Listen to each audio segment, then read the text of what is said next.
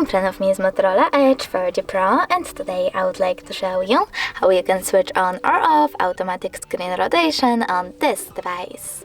First of all, go into Tab menu. Now look for Auto Rotate icon and click on it. As you can see, now it's blue. That means that auto rotation is on, but you can always turn it off by tapping on the same icon. If you want to, you can also go into Settings, choose Display and scroll down. From here, manage Auto Rotate screen by tapping on the switcher next to the feature.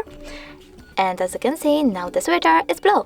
That means that auto rotation is enabled, but you can easily disable it by tapping on the same switcher one more time.